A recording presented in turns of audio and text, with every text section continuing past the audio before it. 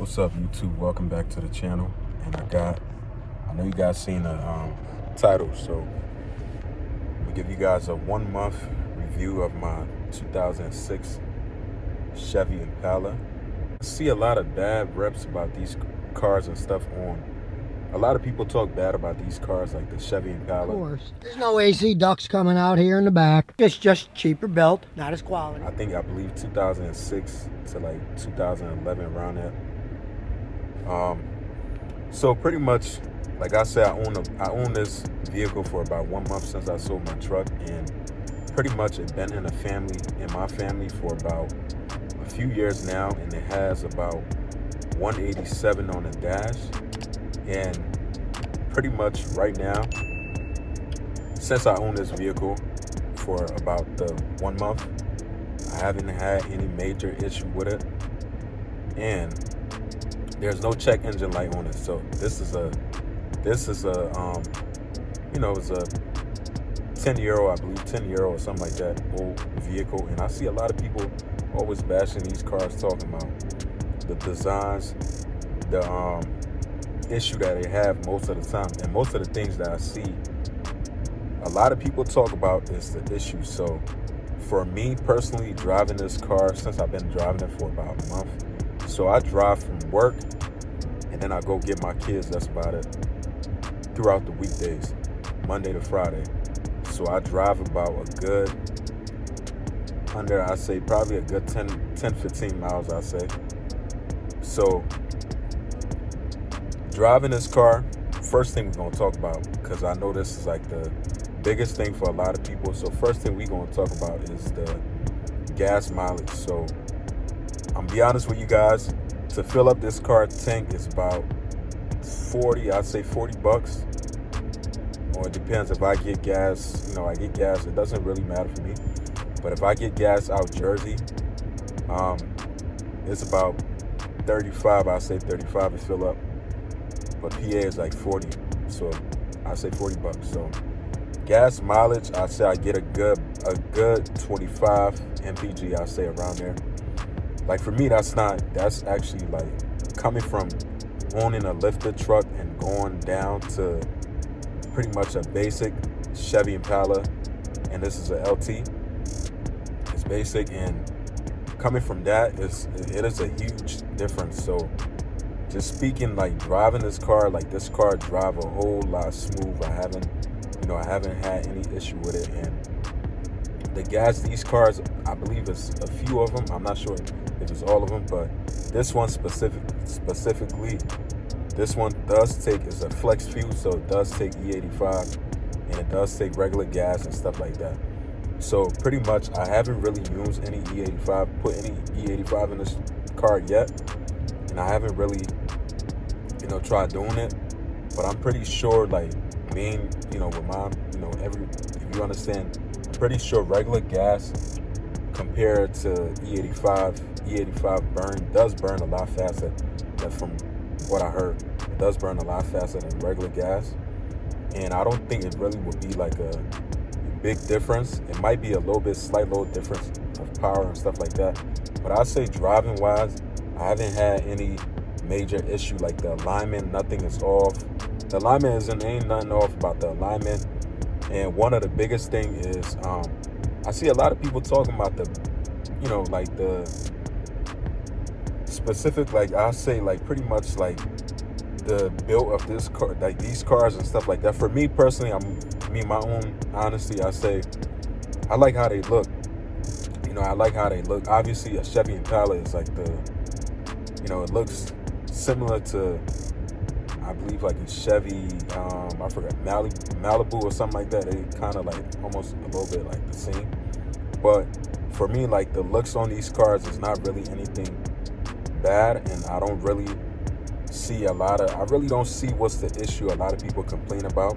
And for the thing is, for a car that has almost 190, close to 200k miles on here, like I said, it's been in my family for a while, so this haven't really, and it's still running smooth.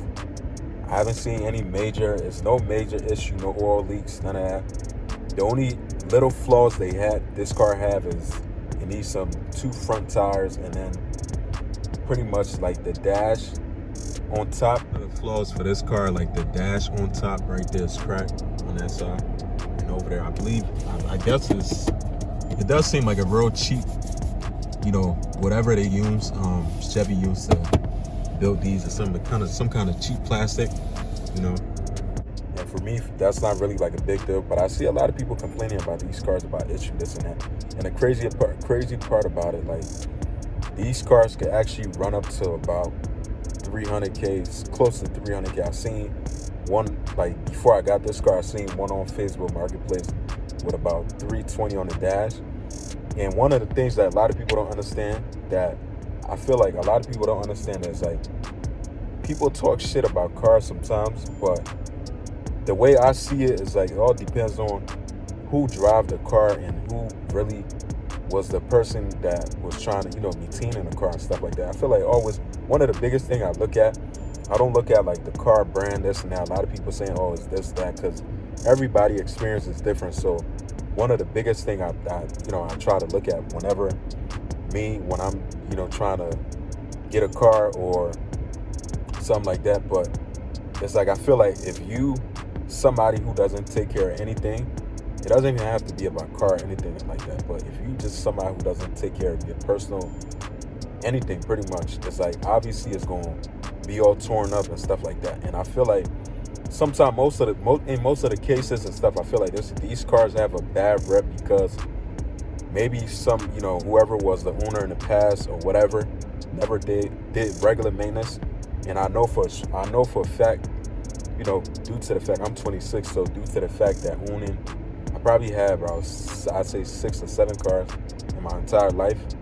And I know for a fact most of them was all, I never really had any kind of crazy issue or something like that. But I know for a fact whenever you do regular maintenance on a car, if you do regular maintenance on a car, you wouldn't experience a lot of issue with like you wouldn't experience a lot of issue. And you got to think about it. A car, pretty much regular, let's say oil change and stuff like that. If you're doing those stuff, staying on top of that, the oil is like pretty much like that's like the lifeline of a car and stuff like that. And you doing basic regular maintenance, these cars could run up, any car. I wouldn't even, just not this car specific, but I'm speaking for this car because I do see a lot of people talk shit about them. And these cars, I feel like if you really just do like regular maintenance and don't beat on them, these cars could run for a great amount of time. And you got to think about it. This is like the Chevy Impalas. These are the cars that the undercover cops, they use them, or they don't even have to be undercover, but they use these cars like for like police cars and stuff like that. So, and I believe this car we got, my mom was the one who bought this car, so I believe she got it from it's like a police auction or something like that. But it's actually looked like a regular civilian car. It doesn't have it doesn't have like the light on the side, doesn't have any kind of anything missing inside of it. Everything is just fully in good, condition and stuff like that, apart from the dash. But overall, the alignments, everything, like the car drive very smooth. These cars drive very smooth, and I see a lot of people talking about like sometimes they don't have good alignment and stuff like that. But apart from this one I have, and I don't see any alignment issue. The car runs and drives smooth. Right now I have the AC blasting right now. The AC, everything is working 100% fine. And just from speaking from my personal experience, it doesn't always have to be like the car brand. I feel like it's who owned that car in the past before. That's like the biggest thing. Every car you buy has a book that tells you about maintenance. If a person is not doing regular maintenance on a car like that, 9 times out of 10, that car lifeline wouldn't really, exceed like the actual, limit that's supposed to exceed and stuff like that. That's why I feel like some cars just be out of luck. But I just feel like that's like my biggest thing with a lot of people talk shit like, oh, this car burned this and that, or this car doesn't drive this way. Like, and one of my biggest, I've been watching this guy on YouTube for a while. His name is Scotty Kilmer. And he thinks he thinks a lot of cars is like not worth anything, and this is like, I seen this specific car, I believe it was the same year that he was talking shit about. So I just feel like, with me, like, the biggest thing is who owned a car, and like how they kept up with the maintenance and stuff like that in the past.